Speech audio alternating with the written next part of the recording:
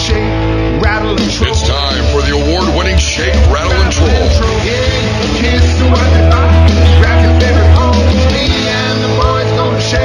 A show for the serious fishermen as well as the novice looking for tips from the pros. Shake, Rattle, and Troll, brought to you by Bill Lute Chrysler, Jeep, Dodge, and Ram. I-17 and Camelback Road since 1927. Yeah, we got the power, we got the speed. We're running wide open on a midsummer breeze.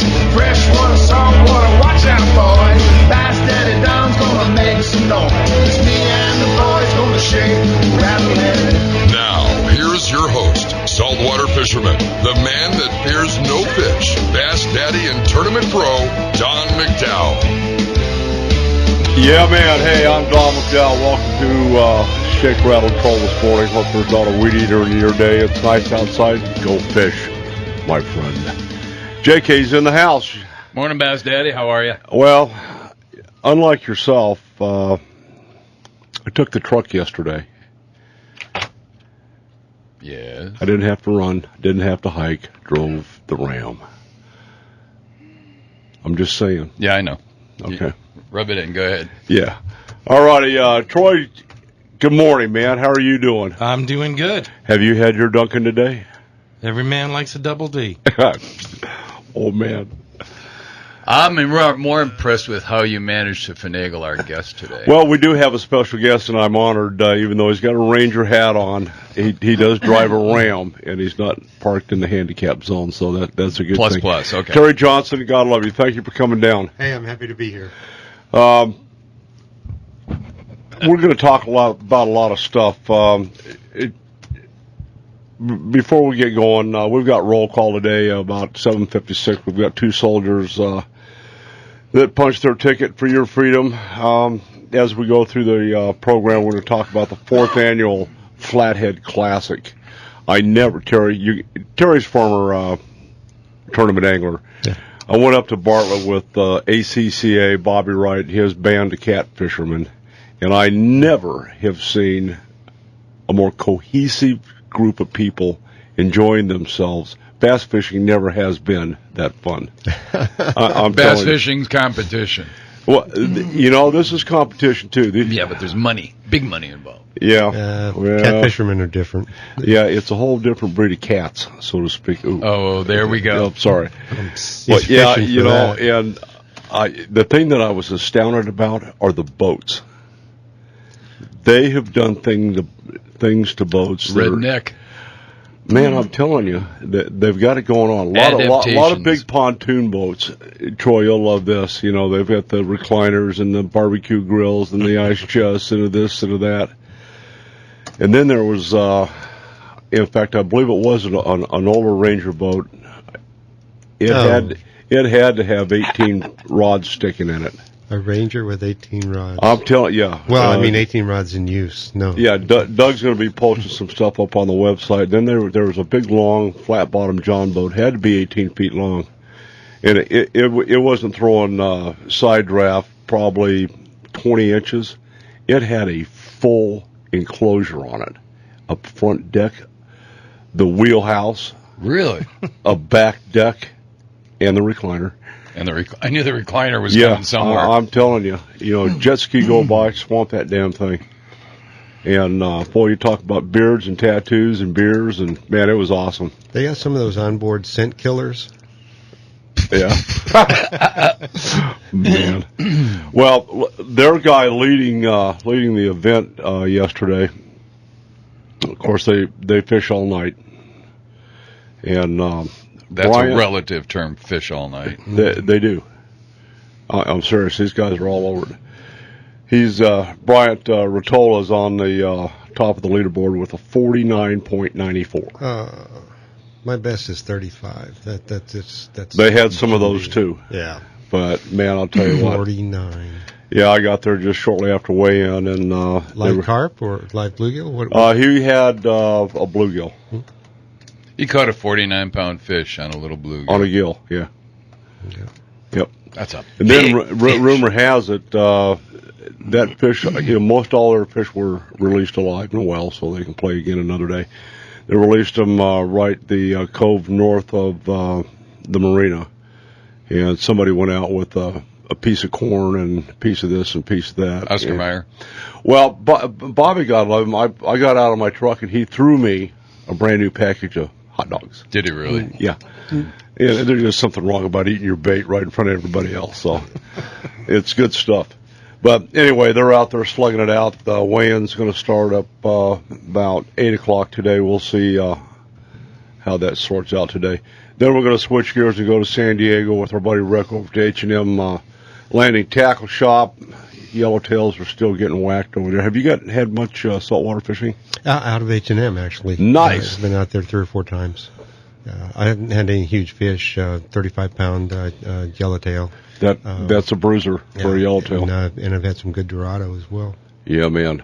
It should be a good year. The currents are swinging in right now, and I don't know what the El Nino is going to do this year, whether we're really going to get pasted with heavy monsoons or not. Well, make up your mind fast, because I'm trying to plan an late August or September trip, and I want to know whether it's worth going. Do it. Yeah. I think the bluefin and the albacore are going to show up probably a month early this year. Oh, really? Yeah, the yellowtail never really did go away last year, and I think a lot of years they don't. The boats just quit going. The fish are there, but the people don't come to go fish, and so they leave them alone. Yeah, if you're not out there, you're not going to catch them. You can't catch what you're not there for. That's right. And we saw an awful lot of kayaks yesterday, and we had discussions about yellowtail fishing offshore in kayaks, and one of the guys had caught a shark in a kayak. That's a good ride. Yeah, it was 4.5, almost 5 miles before the shark finally tired out, and the guy still had him hooked up, paddled his way back into shore, and that's a lot of paddling. Yeah, well, my question is, what in the hell do you do if you're in a kayak, let's just say, and you have a mako shark on there that's half again as long as your kayak? What do you do with it? Line snips, and that's for me. I don't know. I've caught plenty of bass from a belly boat, and that's all I can handle. You get 5, 6, 7 pound bass out of a belly boat, then it's going to drag you all over. I can't imagine a fish that big. Well, Troy's from the other coast. We have the left coast and the other coast. Did you get any offshore fishing? Stripers, blues, any of that kind of stuff as a kid? No, it was mostly lakes, going into Boy Scouts, going up state, New York or near Canada. That was kind of the first introduction to fishing till I lived down in Florida. And so I'm going way out. Yeah, that's a whole... for the big stuff. Yeah. Totally different world. Yeah, it's relatively calm down there. The stuff that's, from Cape Hatteras north is just ugly. On a good day, we had the opportunity to go chase the boxcar size giant bluefins, 400 to 800 pounds. That would be a trip to catch one. It truly is. We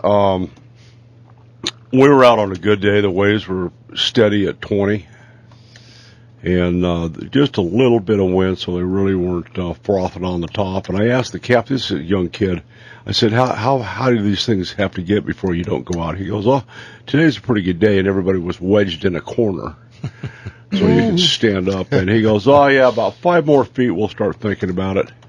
And about that time, we had the first hookup, and we're using 400-pound test with lead crimps, no hooks or no knots. Mm-hmm. They're all little lead crimps, and it was my turn on the wheel, and I just got to watch the line just vanish from the reel. Oh, I bet. And when that line pops, it's like a 30-06 going off. Is that 400-pound test, that braided line? Yeah, more. Yeah, I don't know what it was. Some kind of a Dacron blend of some sort, but it was brutal. That's still got to be like almost like dock line. That's I could tie my bass boat up with it, no problem. Yeah, I fish 65 and 80 pounds on some Prius. Just serious. I'm going to get you for that. I had, I thought of you yesterday. I followed a Prius C. Mm-hmm. Stopped and talked to the gentleman that drove it at the Circle K, and he gave me the rundown. He's a better salesman than you are. I'm not trying to sell the Prius. It is a model of efficiency for my economy. That's it. 60,000 miles a year, I've got to drive something that's not. Oh, yeah. I don't mind. The only objection I have is I'm staring at hubcaps now instead of looking down at people who are pulling by me in sedans. Well, I handed to the guy. He was clear up at Horseshoe Lake with his C. Wow. No, true story. 2 years ago, we're up about 32, 33 miles off of 231 up in 6B. 10 minutes after 4 in the morning, my phone rings, and it's JK. Where are you? I said, well, we're down here. I'll watch for your lights. I'm thinking he's driving his pickup truck. We're driving an F-250 with a 6-inch lift kit, diesel, all the bells and whistles. Here comes Scooter and his scooter. Man. Just crawling, but I was making it over all the rocks. Yeah, it was good stuff. So that's the way we started our elk hunt. And my hat's off to the Prius drivers. So anyway, hey, I'm Don McDowell. We're going to stand down. Thanks some of our sponsors. And with me today is JK. Troy. Terry Johnson. We'll be right back.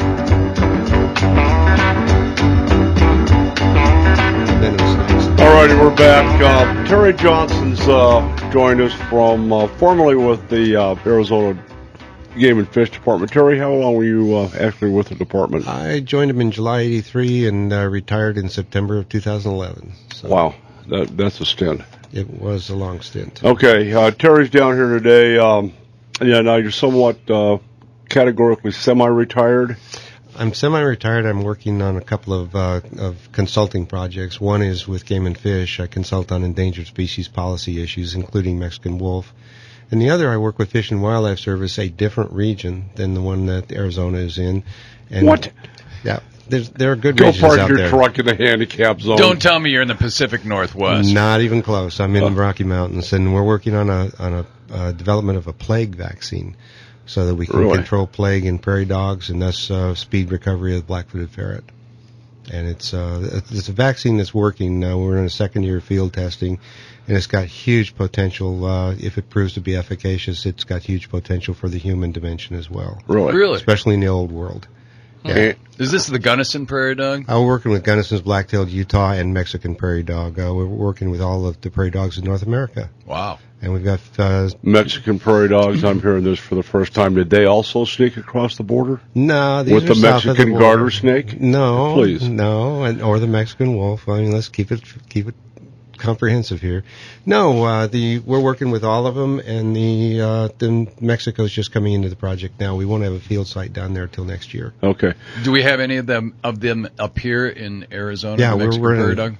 No. So basically, it's a species, and they're finding that this vaccine works regardless of where it's at, or it's showing signs of it. It's showing signs. Thank you for that. We are hopeful monsters. We're not real at this point. No, I understand. Yeah.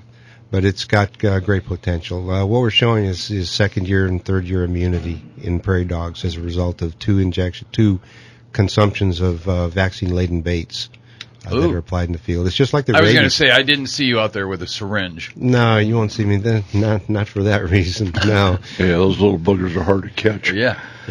All right, so let's talk about something that near and dear to our hearts. Yeah, near and dear. And well, my point in bringing that up, Don, is just to remind people that there are lots of regions of the Fish and Wildlife Service, and there are lots of programs that are underway that are great with Fish and Wildlife Service. Terry, yeah, you're right. There's a time and a place for everything, but as old as we are, sitting here in this room, we were brought up shooting prairie dogs. Understood. Because they were a nuisance. And now we're growing prairie dogs everywhere. Changing tides, changing cultural values, changing social values. Just pull into a Starbucks and look around at the mentality. I get it. I want to concentrate, though, on your Mexican wolf plan, which is a alternative to the state's wolf plan. How long have you actually been involved in working with this? It's not an alternative to the state's plan. That's part of the state plan. It's part of the state. It's an alternative to the federal plan, That's Fish and Wildlife Service. I've been working on Mexican wolf conservation since 1982. I started when I was down in Mexico with Dave Brown. We were searching for imperial woodpeckers and grizzly bears and wolves. Whoa, and ridge-nosed grizzly rattlesnakes. bears in Mexico? Well, we were down in the Sierra del Nido, and that's where where Starker Leopold saw the last grizzlies in Mexico. We had no hopes of seeing any. We were down there on a junket looking for ridge-nosed rattlesnakes and thick-billed parrots. The others would have just been bonuses. We had no hopes of finding imperials or grizzly bears. But anyway, we were down there, and as we were coming out of the grasslands, coming home from about a 10-day trip down there, we stopped in the Santa Clara grasslands, and it was one of those crystal clear black nights with beautiful stars and everything. You hear the coyotes, and over campfire and beer, you start talking about different things. And we talked about how lonely it was in the sense of there were no wolf howls anywhere. And it's down close to where Roy McBride captured those last wolves in 77 through 80. And so I got intrigued by wolves and why nobody was making any noise about should they be reintroduced or not in the U.S. And I took an interest, and Dave published his book a couple months later, and just pissed me off just royally. It was such a negative perspective, as defeatist, completely defeatist. It's still the best Mexican wolf book ever written, but it was just completely defeatist. And I thought, well, how so? What do you mean? His claim was that no state or federal agency would ever have the nerve to even countenance discussion of the possibility of reintroduction of Mexican wolves. And to me, that suggested that there was no political will anywhere in state and federal agencies. I was just a new guy just coming into Game and Fish at that time to run a program I'd spent 4 years developing. And I thought, I'll be damned if I'm going to start my career with something like that. Just check it off, write it off, not even give it a try. So I started looking into it, and it so proved to me. You two were around. You two were the campfire origins, because I've heard that story before. That's a 35-year-old story. Yeah. Well, it is a 35-year-old story, and it's a good story. It's a true story. But Dave bears no responsibility whatsoever for anything that's happened with Mexican wolf reintroduction in the U.S. No, I know that. I want to absolve him of that. But that's it. I've been in it for a long haul. I've actually been on 3 recovery teams over the course of the years, 93 to 95, 03 to 05, and then this most recent one that's in limbo, just like all of them have been finally placed in limbo. The Fish and Wildlife Service federal recovery teams. Where are we as we sit here today? We have wolves on the landscape in Arizona, a certain amount in New Mexico. What do you see, before we get into the bowels of this, as the future of the Mexican gray wolf for Arizona/New Mexico? More controversy, more chaos and confusion, more Fish and Wildlife Service indecision. More lawsuits? More lawsuits, That's definitely cool. More lawsuits on all sides. And just a greatly protracted process that before a final decision is reached, and I hope it's in my lifetime. And I'm 67. Well, that was my next question. Will it be in our lifetime? Can't guarantee that. Based on past experience, it won't be in mine. The timelines are real. The timelines, well, there's supposed to be a draft EIS released in June or July of this summer, Mm-hmm. and from there, their intention is to have a final decision by January of 2015. And that's as a result of litigation and work from the Center for Biological Diversity and others. But they have never met a deadline. Ever. For anything in the Mexican wolf world. No. Yeah. So I don't place any great credence in Well, that. I think Jesse Jackson said it best. If we cannot educate, we must litigate. And that's where we're going. Give us an overview of your program, your plan here.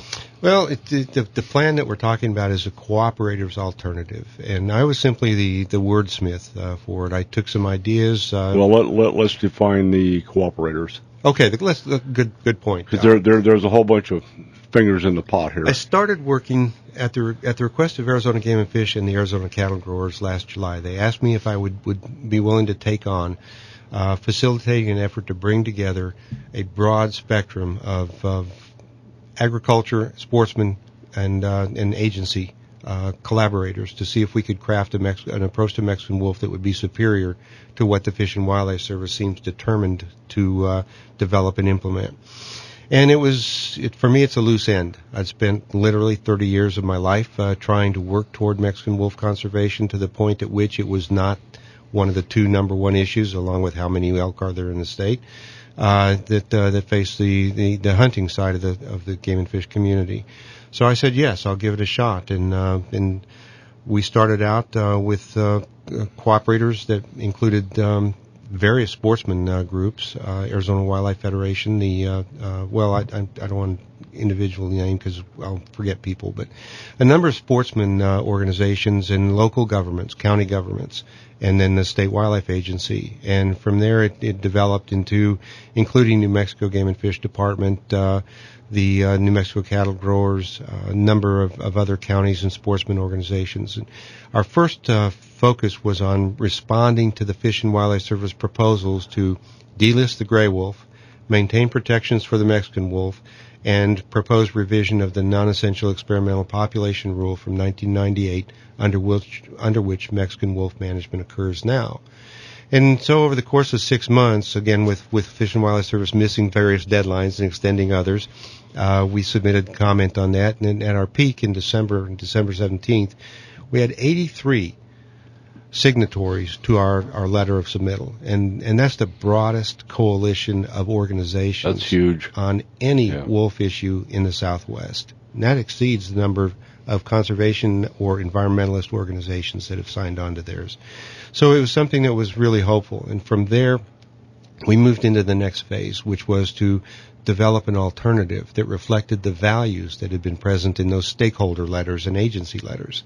And that's the alternative that we're talking about now. The alternative was officially submitted to Fish and Wildlife Service legally in a meeting on April 15th by the cooperating agencies, including counties, and I'll read the list. Quick. Nope, hold that thought. We've got to flip into a break.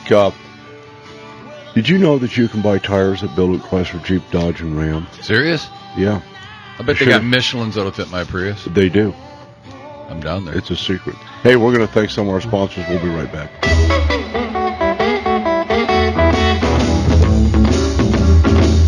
All right, we're back. Terry Johnson going over his extensive resume. You know, it is. How many pages is this document? 29, I think. Because I know I don't have the full one. I'm on it. You're on it. Yeah, buddy. You were going to make some points right before we... Well, the cooperators. I was going to run through a quick list of those that have signed on early, and they include counties in particular, Navajo County, Greenlee, Graham, and Gila County. The Eastern Arizona Counties organization also preliminarily approved it, and they are now waiting to meet again to have another discussion because of some internal issues with Apache County. Yeah. And then Arizona Game and Fish. Where's Apache County in all of this? They've been extremely vocal and hostile towards the whole issue thus far. We need to actually refine that. Apache County has not. One district supervisor in Apache County has been very hostile to this issue. Who is that? Barry Weller. Yeah. And I believe he's from District 3 up there. But his buddy Doyle. And his buddy Doyle, and they've just renewed Doyle's contract, I understand, by a 2-to-1 vote. He scares me.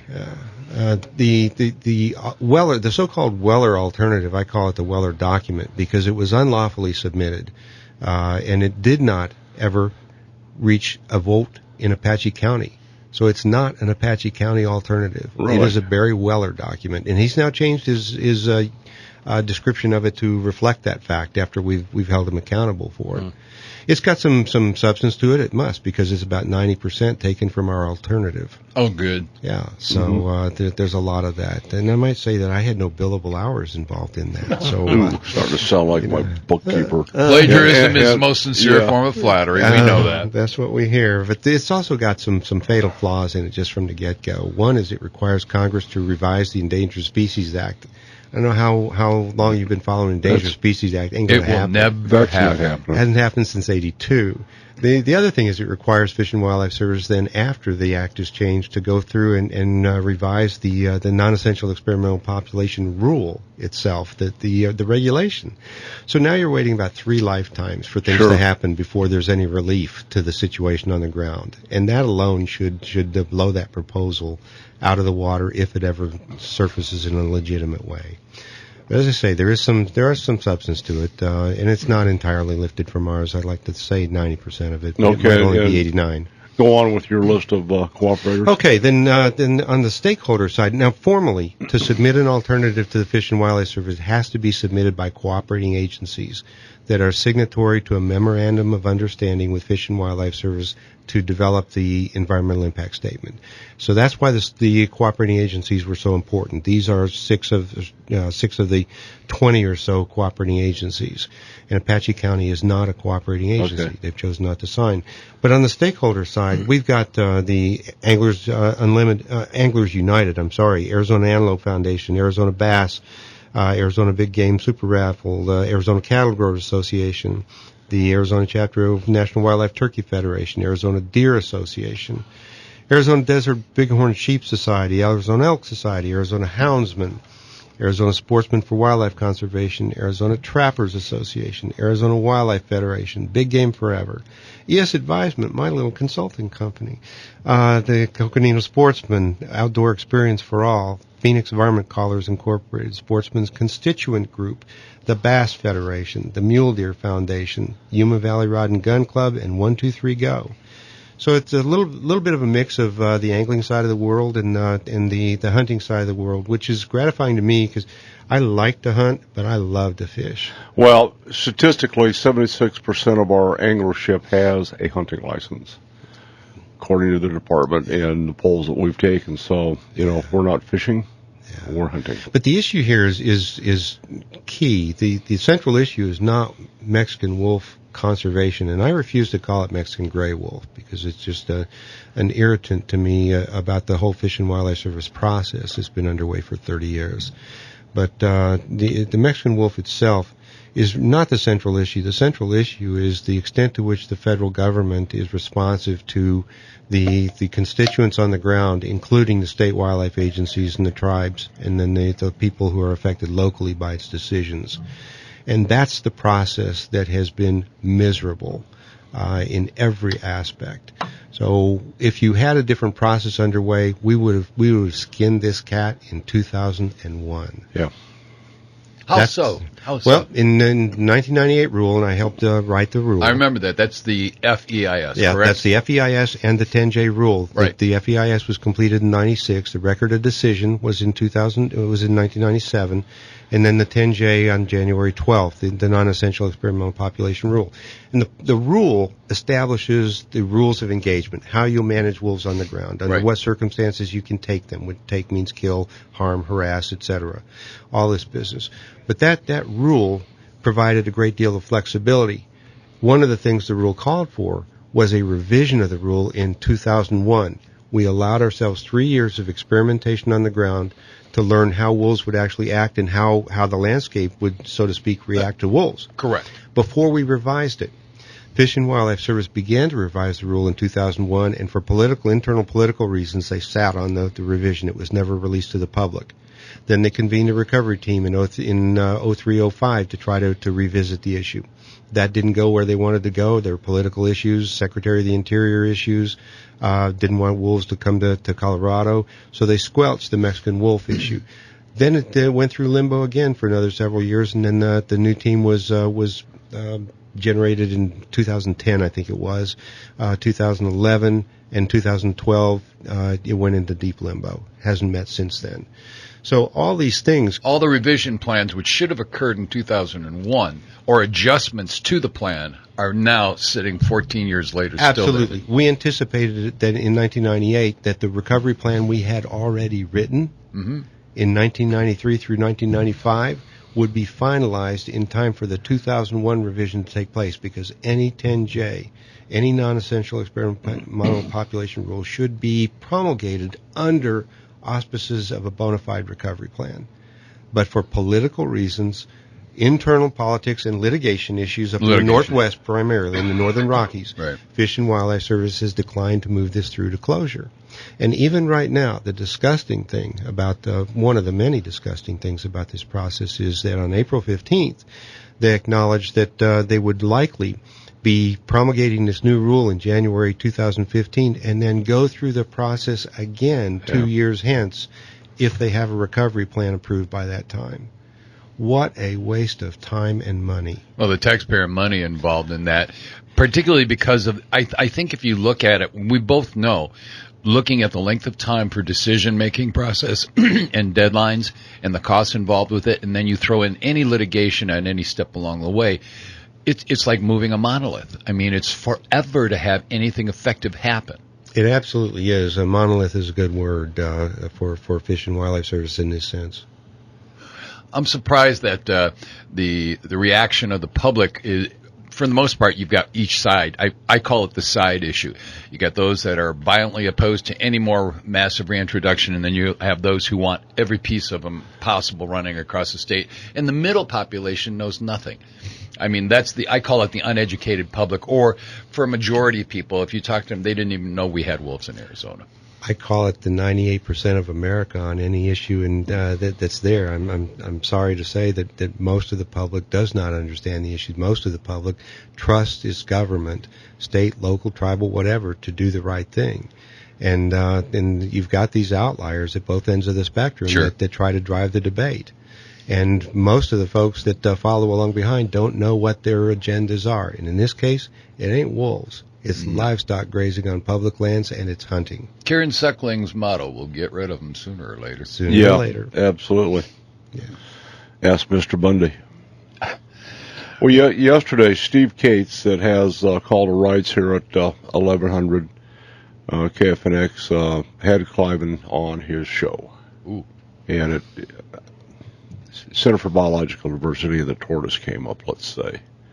That started all of this, in my opinion. Well, the ADA received a call 2 years ago regarding removal of grazing across the strip. The strip, 13A and 13B, because of the desert tortoise. I was being approached by Fish and Wildlife, and they wanted to get rid of the Bundys, who are on the strip, which is, I don't know if it's related or not. I've never inquired.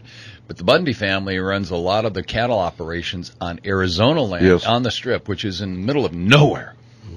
I mean, nowhere. Well, that's probably why you had some of the Arizona county government officials traveling up there for that event. Don Martin, our buddy up in Kingman, weighed in on it. Oh, boy. Yeah, I read his. Yeah, he had some good points, but he did. He was missing some points. There are some folks up there from eastern Arizona counties as well. Yeah. It's America. Save God love it, democracy. All righty, we're going to stand down more with Terry Johnson and Troy. Special K. You are. We'll be back.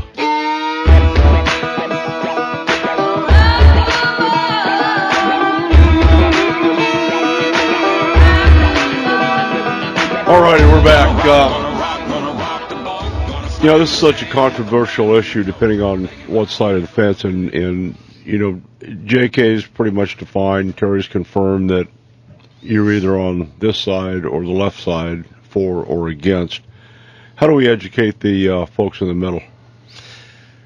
People, they need to read, and they need to think, and they need to... there we go. We're now eliminating half of America. Well, we are, and they need to not trust what comes out in the news. They need to look more deeply than that. A flaming example just here recently is a news release from the Center for Biological Diversity, and had some quotes from Sandy Barr, the Sierra Club. And there is so much misinformation and distortion in the information they put out there. They don't provide the context that would actually provide a reader with an intelligent foundation for a decision or a position. You need to mistrust the agencies as well, because the agencies are just as capable of distorting things. Fish and Wildlife Service in particular has been very guilty in its news releases of not providing information that doesn't support the direction they're moving you in. And that's a harsh thing to say, but after 32 years, I freaking can say it.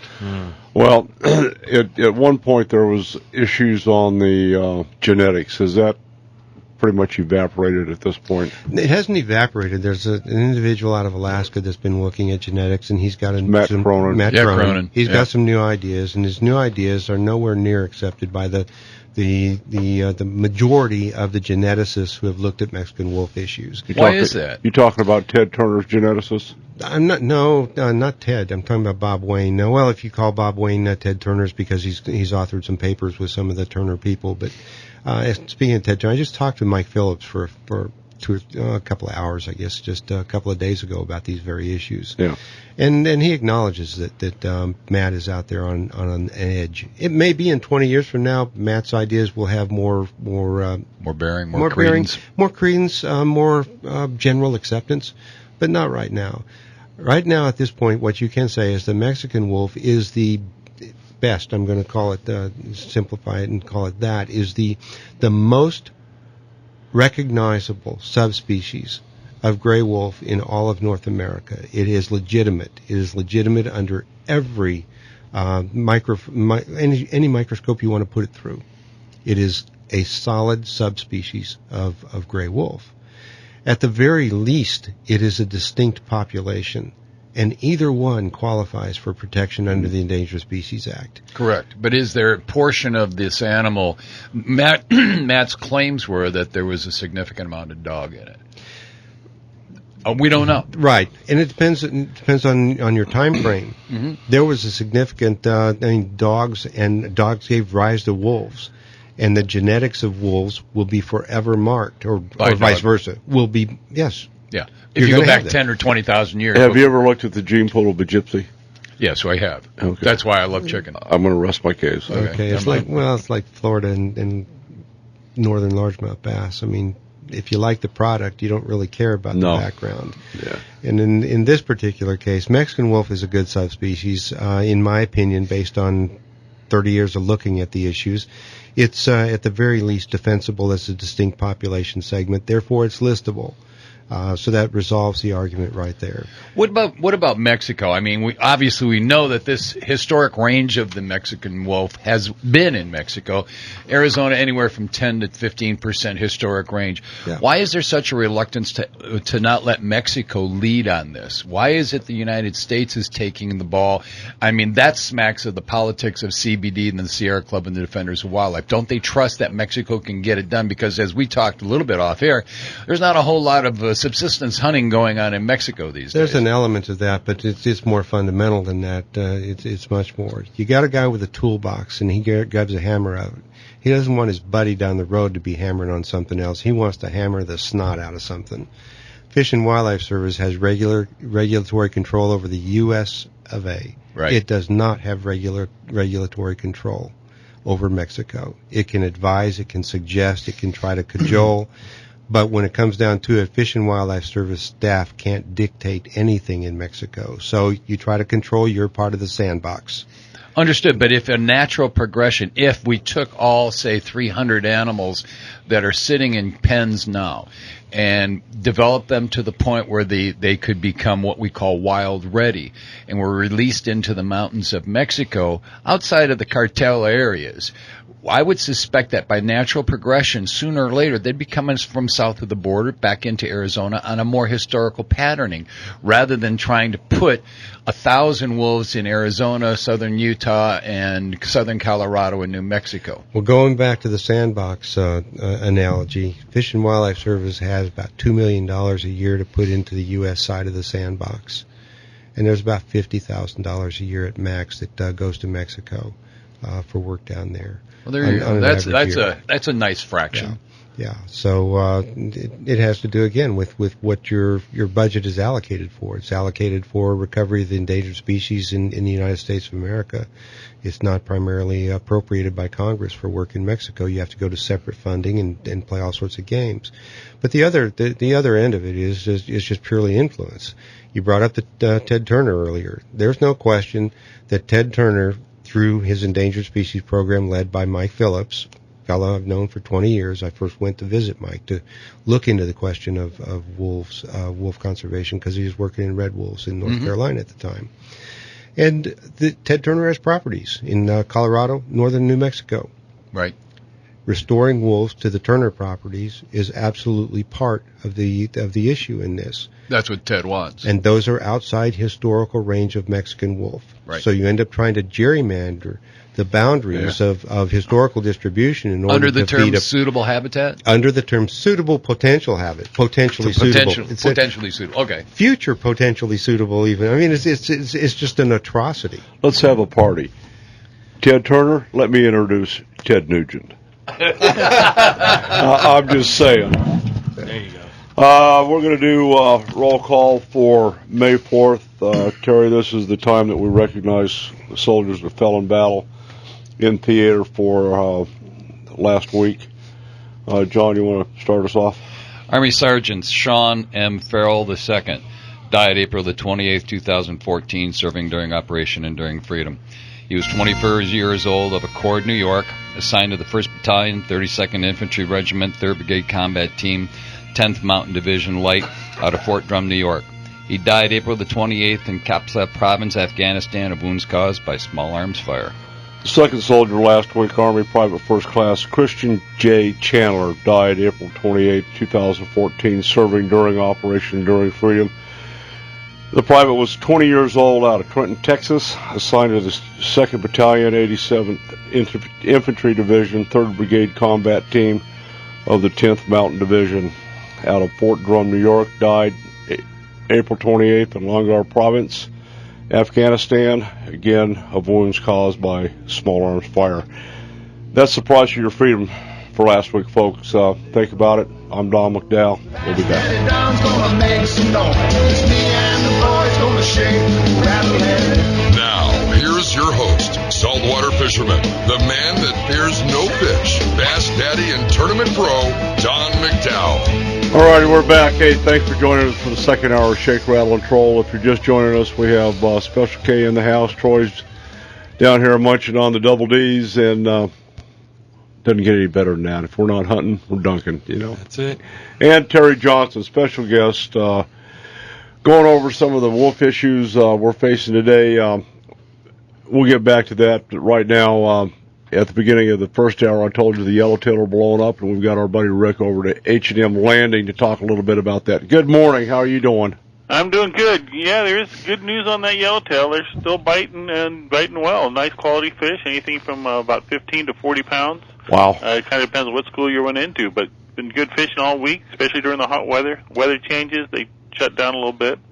Tactics have changed a little bit from what they were. It used to be almost all jig fishing, with the guys fishing a yo-yo probably having the best luck all the way around. But this last week they've been eating a lot more bait. Really? They've actually the best thing to do is to fish a bait. On the yo-yos, you're talking chrome and blue or chrome and white? No, generally using a painted jig, the mint has probably been the best. If really? Color really matters, yeah. But it's been very good fishing, and it's been going on. Well, whenever the weather's nice, the fish are biting. So it's been really consistent.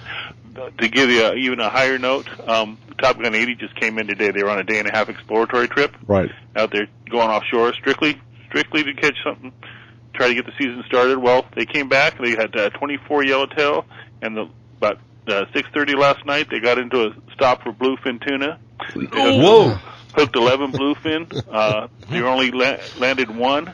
The one they landed was 67 pounds, and that was the little one. John, close the show out. I got to go. Goodbye, guys. That was the little guy. They had fish over 100 pounds on the hook. So, man, if you guys want to go, bring your big gear, bring your 2 speeds. Make sure you have at least 50-pound fluorocarbon. These guys were fishing 40-pound, and these long battles, they were chewing through it. Also, bring circle hooks, 3 4-0 circle hooks, probably 4-0 since there's mostly mackerel that they're eating.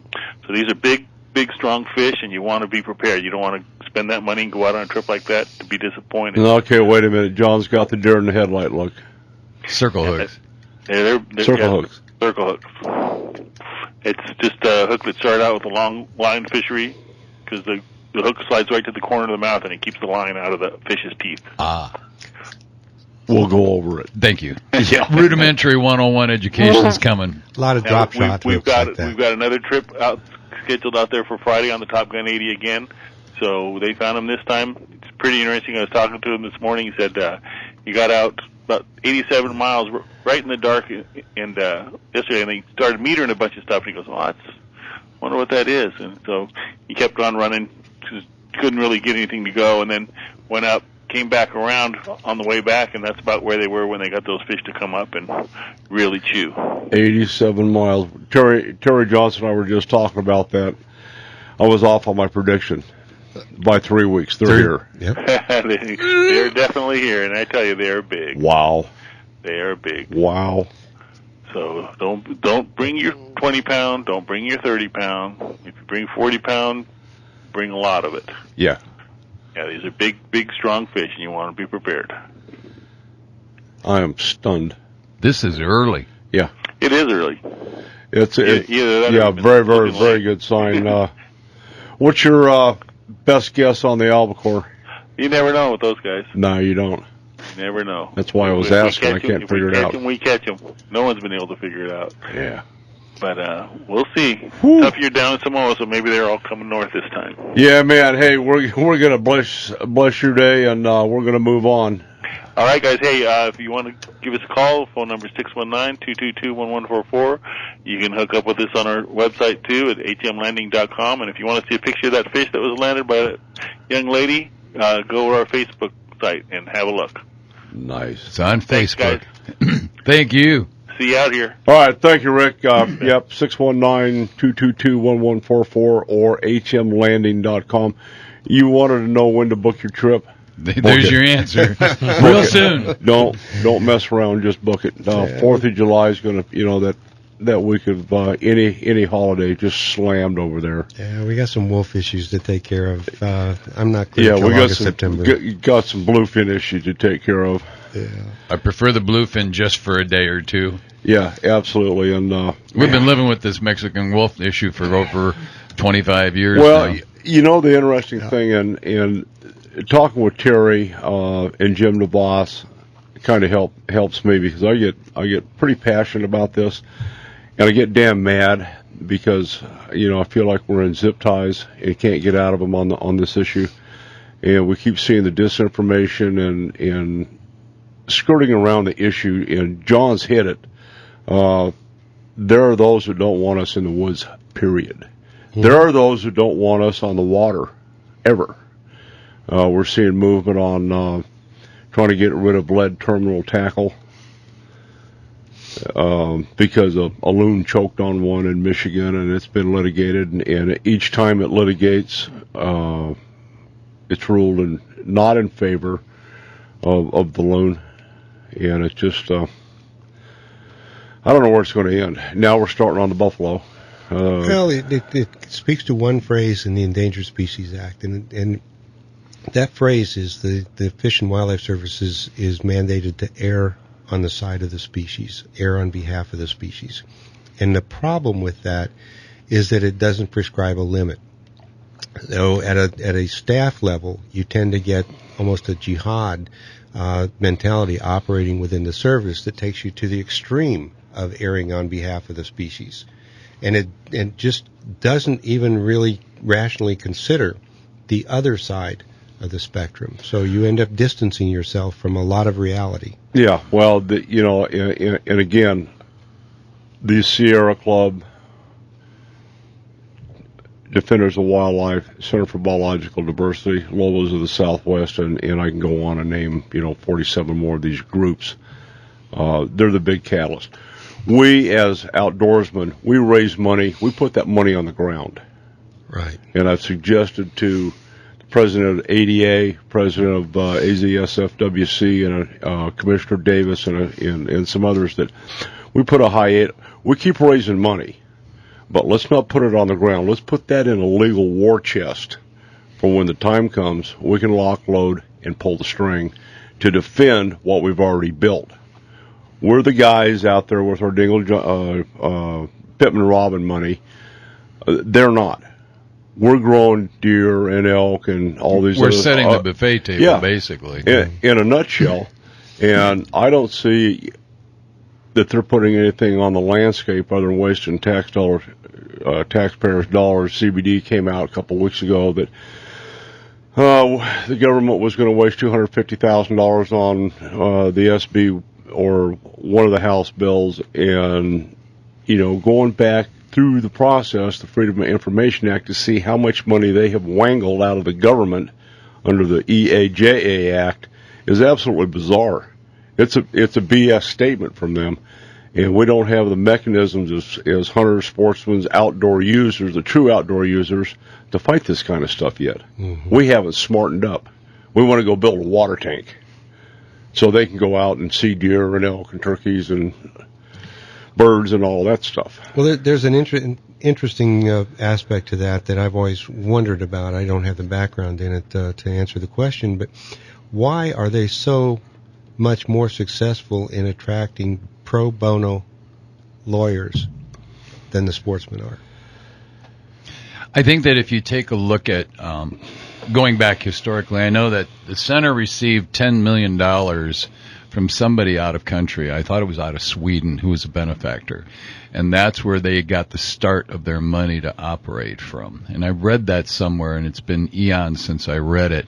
But I look at the intellectual appeal, and sportsmen have always been viewed as knuckle-dragging Neanderthal-type individuals who just simply want to kill. And anybody who's a true hunter knows that is nothing even remotely close to what we try and do and what we want to do. And sportsmen, by and large, have become to the point where we just want to stay in our little world and stay that way, and we can't do that anymore. You know, the center figured that out. Well, I think you'll find part of the answer in a couple of other places as well. If you look at the academic curriculum in the colleges these days. You mean Berkeley North, Flagstaff? I mean ASU West, East, South, Tucson, U of A, all in the NAU. You look at any school, and most of what is being taught much of what is being taught in the various curricula that are related to wildlife management is hands-off management. Yes. And pristine preservation. And when you look at the legal side of the coin, virtually all the law school orientation is toward protection of animal rights, protection of those sorts of values instead of sportsman values in the North American model and all that sort of business. So it's a measure of the changes in society, and it doesn't bode well. No. For 20 and 50 and 100 years from now. We will be antiques. Some of our weaponry, some of our philosophy. They're going to list J.K. and myself and you two and Troy on the endangered species list. I've been listening. I've been actually on the wanted poster. I saw that picture. Having said that, we're going to stand down, take a break, come back, and go to downtown Payson. Alrighty, we're back. We're going to divert from the wolves for a few minutes and go to downtown Payson with the director of fun. Oh, you mean is that the Tough Mudder? That's the mother of the Tough Mudder? Cameron Davis has an office right on Green Valley Park, the pond. That's wrong. Right. You know, that's a little smaller than the places that you guys fish at. You know what? Anytime you can walk out your back door, make a cast, catch your lunch, and come back in and sit down at the desk. Yeah, it's good stuff. What are you doing, Cameron? Nothing. It's beautiful up here this morning. Rub it in. Okay, thanks. Is it supposed to hit 100 down there today? It will. You had to remind us. It did yesterday. We invite everyone to come up here now because it's only going to be about 84 today. So. Nice. All right, well, hey, let's talk about a couple things besides how nice it is up there. JK's been doing 3 miles a day up and down the mountain in preparation for the Monster Mudda. All right. Well, let's let everybody know what the Monster Mudda is. It's actually a 5K mud run with over 30 obstacles, and we've added in some new treasures this year. Really? He calls them treasures. Treasures. I saw there was a beam walk, I-beam walk. Yeah, there's actually, I'm not sure which one that one is. It's 12 foot high. I think you're talking about the Mogollon Rim Wall. Oh, boy. It's actually 12 foot high, and it's made out of actually none other than ponderosa pine trees that you have to climb up and over. And so then we've got the Arctic Trench that we put actually about 400 blocks of ice into a nice big trench of water. And now, did you do it last year? I did it last year, yes. Yeah. Okay, so you know some of these obstacles. Yes, the barbed wire was always I mean, I expected live fire to be going over me, but by the end... We did make a donation to Cameron, truckload of concertina wire. Oh, yeah. Well, thank you. I appreciate that. No, when I was finally made it all the way through, I was just absolutely stunned that I had to crawl with barely 6 inches of clearance space to breathe under 7 consecutive ATVs over a trench full of water. That's perverse. Honestly, you did a fine job. And that was actually, I think people loved that particular element was what everybody's commented on. This year we're going to have a monster truck that you've got to actually crawl under. So we're going to, after the monster mutter at 9 o'clock in the morning, we'll go till about 2:30. And then that night at about 7:30, we will open the gates, and we're going to invite people to come and watch the the Monster Truck Night of Fire and Thrill Spectacular. Nice. So we'll have a monster truck show actually in the big arena in the mud. Monster Mutter, yeah. Talk to me about this Arctic experience. This is new. The Arctic experience was there last year. Maybe we didn't have enough ice in it when you went through it. So yeah, I was probably, I didn't take off till 11:30. I was hoping we're going to get started earlier this year. Yeah, so we might have to save back a little bit of ice for you, and but we're not going to put you through as much barbed wire hell as we did last year. Actually, down in that lower 40, we took that element out just because some people really got their knees banged up. So we've added a couple of new elements this year that I think are going to be a lot more entertaining for various folks. But people watching. Very, very challenging. It's going to be one of those courses actually that we put together last year. Some of the great feedback that Don was there as I was hearing from people. It was one of the most challenging courses some people had ever run in. So we're trying to stay with that. I'll tell you what, the culvert from hell, where you're going underground for, it felt like 150 yards, but it probably was no more than 25. But it got to the point where it does the L and you cannot see. It is pitch black in the bottom of that culvert, and you're feeling your way along. And invariably, I typically do, I raised my head and whacked it against the top of that culvert. That hurts so bad. Then you get out, as you're getting out of the culvert, you're seeing that you're coming out to the light, you're going over and you think, oh good, there's water, and you think it's at the same level of the culvert, and it's wrong, because there was a 4-foot drop, and I went totally underwater, come out popping up going, oh my God, I gotta breathe. Yeah, that would be the tunnel of doom. So, oh yeah, nice. It doomed to several people, I'm telling you. Now, Troy, we're going to get Troy signed up here, That sounds like a birthing experience. Now, what did you think of the Coliseum of Terror last year, which was actually when you came in and you were met by gladiators? I like the gladiators, and fortunately they looked at me and they decided, oh, he's too old, we can't hurt him.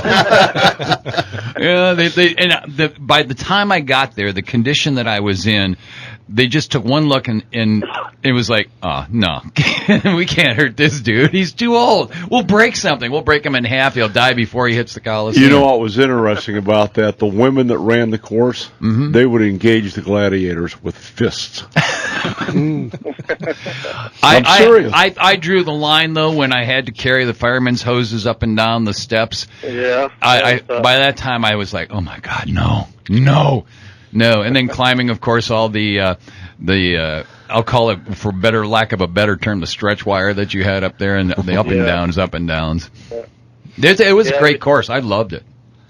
We don't have those ladders again this year, so you don't have to do that. So in some ways, we've taken out some of those obstacles that were a little bit of a bottleneck, and we've tried to make the course a lot more friendlier to those individuals that obviously want to get through, that are looking to make the best time. But I think people that are there to have fun are still going to have just a great time.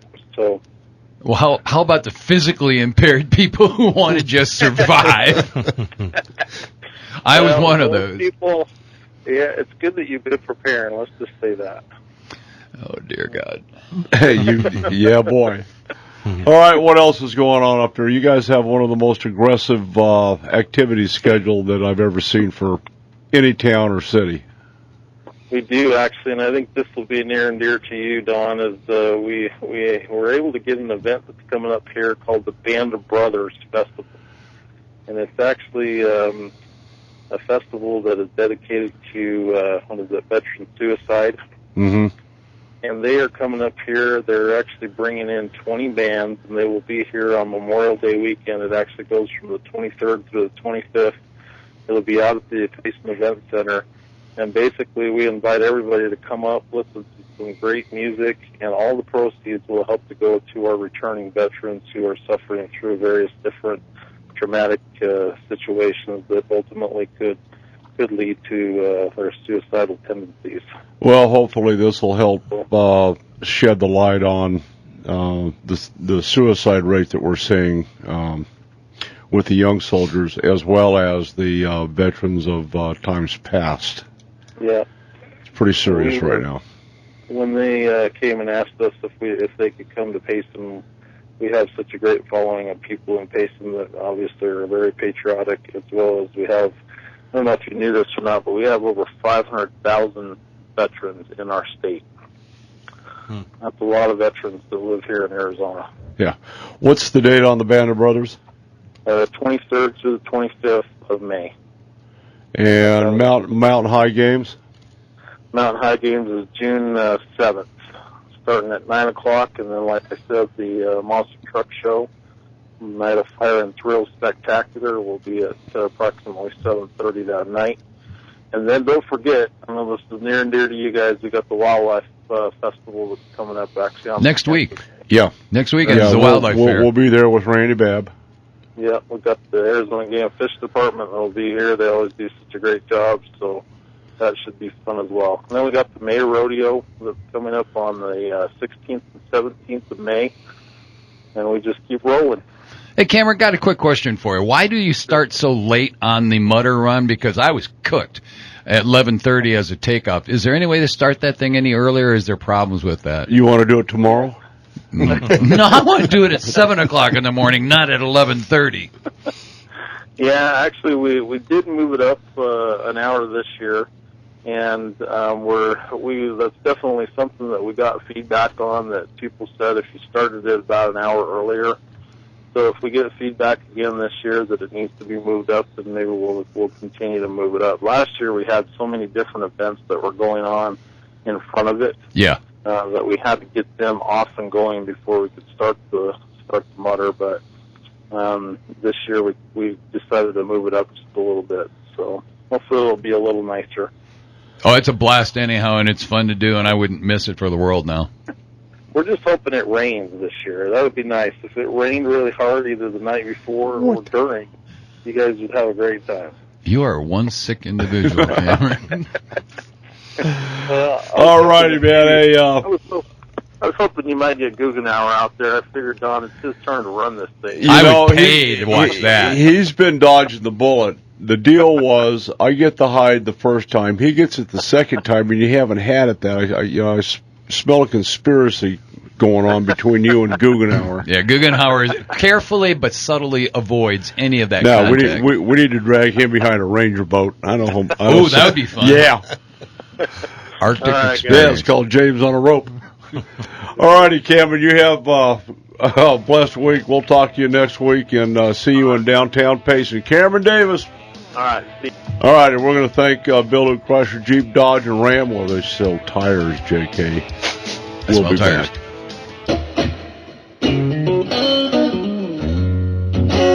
All righty, we're back. We're going to stay in Tucson. Tucson. Don't go there. What are you doing? Berkeley South. Payson. Okay, Payson.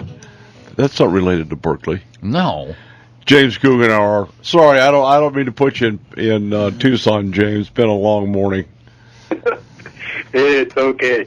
I love listening to Cameron, and you know the best thing about when he puts those games together, he loves to do that.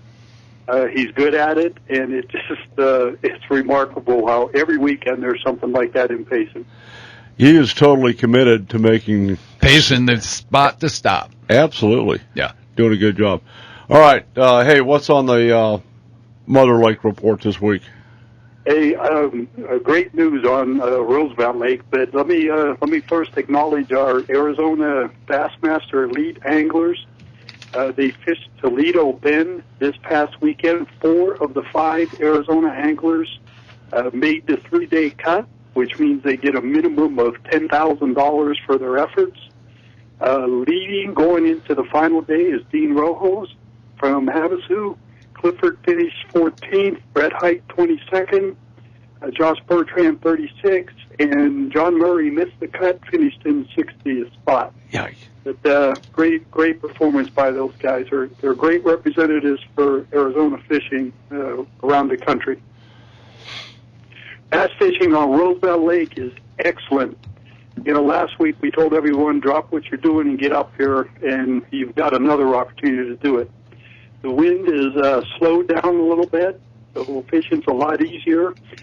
Most guys are now targeting post-spawn. There are still fish spawning, and they'll spawn even into June, but most guys I'm talking to are seeing post-spawn fish, and they are literally crushing baits.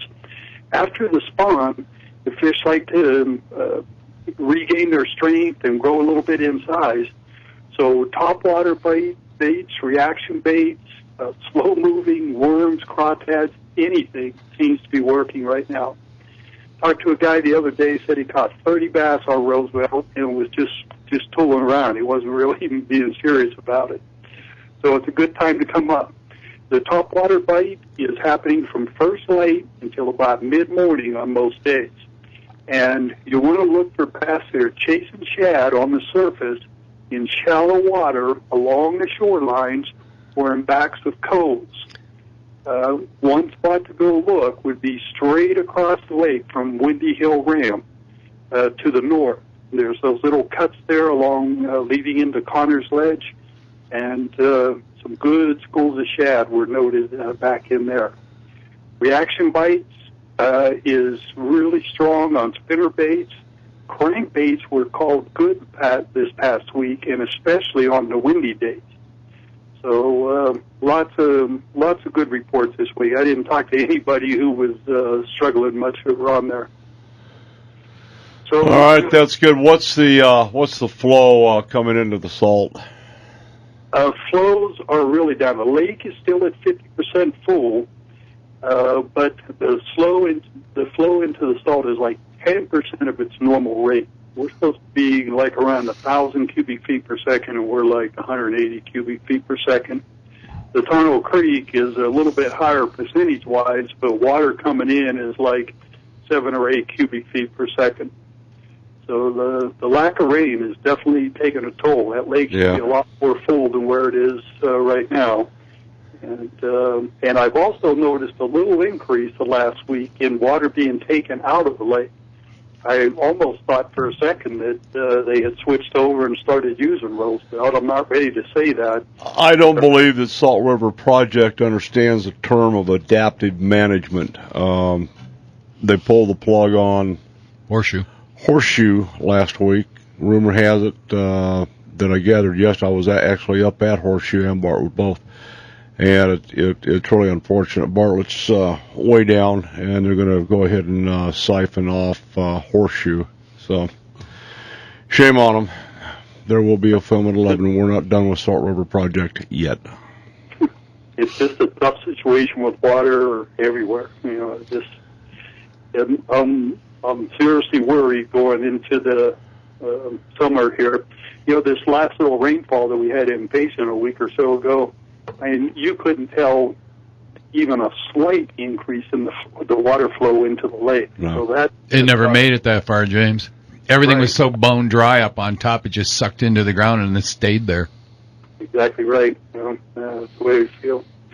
Hey, crappie fishing. We had another 4 week of crappie fishing. These guys are really struggling, and I'm talking to guys who are good crappie anglers, and they spend a lot of time out there. They're telling me that the spawn is winding down for the crappie. They should be starting to school up again like they would in a summer pattern and start to see them in brush and things like that. And they're catching a few, but it's more like 5 crappie per trip. That's opposed to 25 that they should be catching. So there was some optimism that the new moon and some calmer winds next week will be a little better. These guys continue to troll a 3/16 ounce hook with a John Deere colored grub or pumpkin and chartreuse. The one good report that I got for the rim was trout fishing lakes and streams up there. Guys, continue. I know we talk about this every week, but guys are just telling me it's on fire up there, and it's early in the year for them to be this strong. But they're saying you can go up there. It takes you longer to drive there than it does to catch your limit. That's what the quote was this week. Nice. My kind of fishing. Yeah, boy. Power boats and salmon eggs and crankbaits and fly fishermen are telling me the dry flies in darker colors, like the browns, the blacks, and the dark greens, were reported successful. Good stuff. Yeah, so good time up here. Weather's perfect. If your listeners fish Roosevelt Lake, this is the week to be there for sure. Well, I don't know if you caught the offshore report. Bluefins been hitting.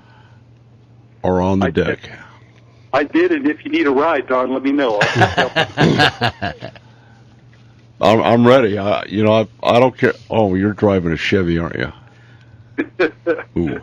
All right, we'll settle it. You guys can all ride in my Prius. Yeah.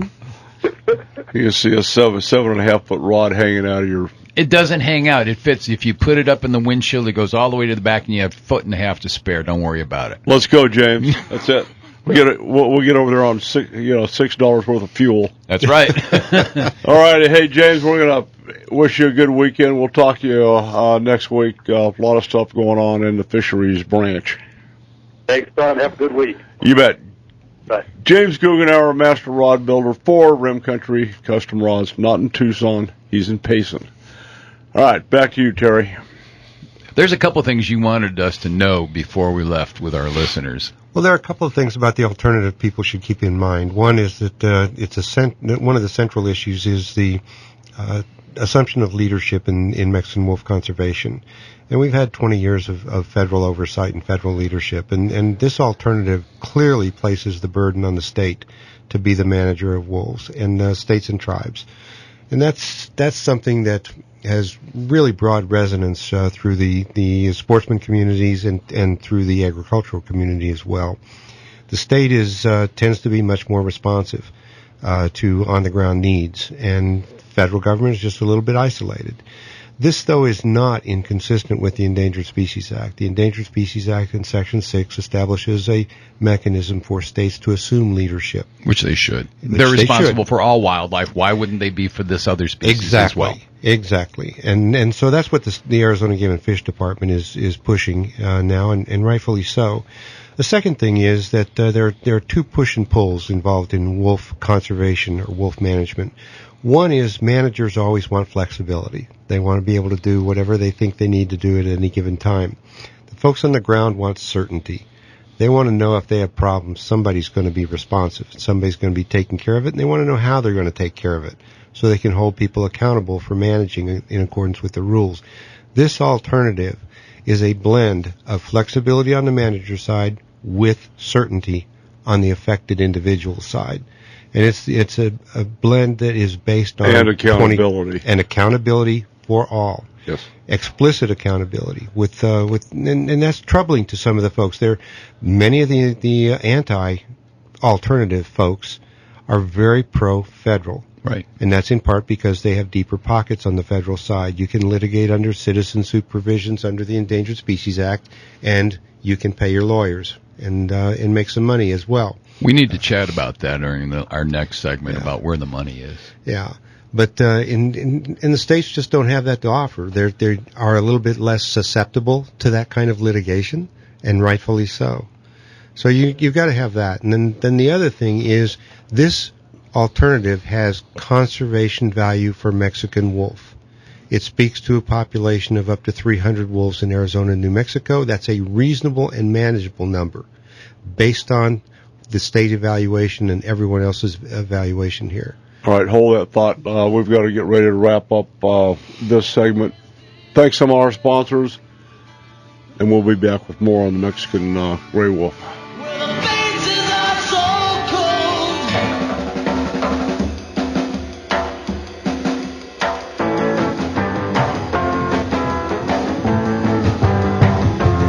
All righty, we're back. Terry, I want to thank you and Troy both for coming down, and this is monumental issue that we have here, and you've got some good solid work. How much more work do you have? How many more years are you going to engage on this particular? This, for me, is my last hurrah. I don't see anything beyond this. If Fish and Wildlife Service fails this time around, I don't have any more time to give to it. This is time to go tournament fishing again. Time to go tournament fishing again. Yeah. My brain has recovered a little bit from my damages, and I think I'm ready to start fishing again this fall. But more than that, it would be an admission of defeat. I just can't stay with it forever. And I'm not making money from this. I mean, I'm making some consulting fees, but I've put in almost $50,000 of pro bono work on this in the last 9 months, and I'm happy to do it because this is the right thing to be doing. Yeah. But it doesn't do any good to tilt at windmills forever. And that's because of the gigantic size that you're encompassing of disinformation, correct? Absolutely. Absolutely. People have got to do a better job of looking at the information that they're getting from the media, and anybody who believes everything that's written on the internet is a fool. Really, it's just that simple. There's so much disinformation that's put out. I guess I look at even the people who have been duped, like the editorial staff from the Arizona Republic. They're fond of printing that the majority of Arizonans want to see Mexican gray wolves on the landscape. They bought lock, stock, and barrel the Tulchin survey, which is a joke to begin with, and a slanted and biased one to second that, and it was only 300 people, and who knows where those 300 people came from. But a 300-person sampling on a survey of the over 6 million people in Arizona is ludicrous at best, disingenuous at worst on the part of Sandy Barr and the rest of those people who are pumping it. Well, the sad thing about that is Tucson media is even worse. Oh, yeah, the Red Star? Oh, man. Oh, wow. That stuff down there, there's more sewage in the media down there than there is in the effluent plant at Ruthroff Road. Is Flagstaff as bad, or is it my imagination? I don't think the Sun is as bad. I think that the Sun has some flaming examples of bad writing on wolf. They did just a couple of months ago. I'm ashamed to admit that I was born and raised in Flagstaff. The only thing I can say about it is I am from Flagstaff. If you look at there are in each city, there is one person who they believe lock, stock, and barrel. In Flagstaff, it's Kim Crumble, who has a total agenda of wolves north of the Grand Canyon. Here in Phoenix, it's Sandy Barr. In Tucson, it's Michael Robinson. And anybody, or our esteemed Congressman Grijalva, who wouldn't know a horse from a wolf if he saw it on hoof. I mean, that's de facto who they buy in from, and they never take a polarizing view. They never take an opposite view. They only publish that which they want, which is biased towards a directive. Well, they want somebody that's going to be available to give them a soundbite on demand. And those are folks that you've named that will give sound bites on demand. And that's all the media is looking for. What are we going to see next, Terry, as far as... Well, hopefully, Don, you're going to see a DEIS, a draft environmental impact statement, released by the Fish and Wildlife Service sometime this summer that will include this alternative and give it a chance to reach the public. At this point, it's supposed to be a confidential, deliberative process within the Fish and Wildlife Service, and it's not. It's been blown out by some of the process. Some of the process has blown it out. But hopefully you'll see that alternative so that the public can judge it on its merits. Don't discount it based on the sound bites of the Center for Biological Diversity or the Sierra Club, because they have different agendas than wolf conservation. They have more complex. Get public lands ranching ended and stop hunting in many of their cases as well. So give it a chance, take a look at it. And if you have questions about it, ask the cooperating agencies to give you some answers about that, and look for the information that we'll continue to put out. I think that if the public were to know that we're promoting 300 wolves between New Mexico and Arizona, which is a substantial number, but that we desperately need the involvement of the sovereign state of Mexico to be able to do, country of Mexico, to do some work, and that the Fish and Wildlife, if they were real candid and honest about it, would transfer what they have, and they have a lot of them in Mexico City, don't they, in captivity there? Well, Mexico is part of the captive breeding program, so they're part of the 50 facilities, and they can draw on all 300 wolves in captivity. for their releases down there.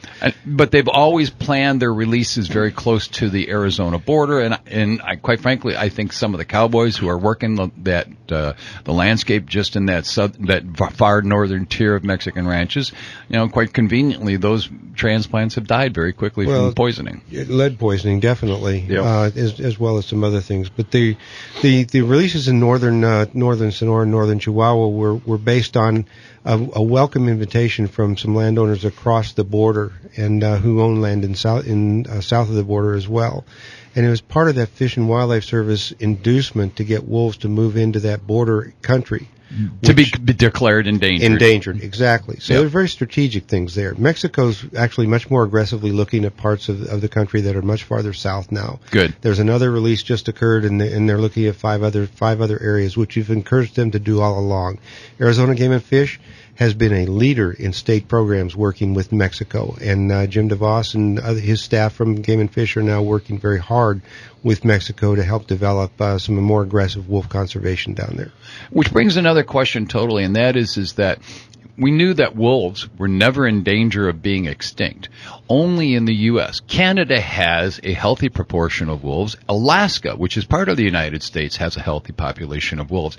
Are we going to get to the point where every single state has to have a member of what can be declared an endangered species if it once was there and is not now? Well, that's an excellent question. The Endangered Species Act does not require that.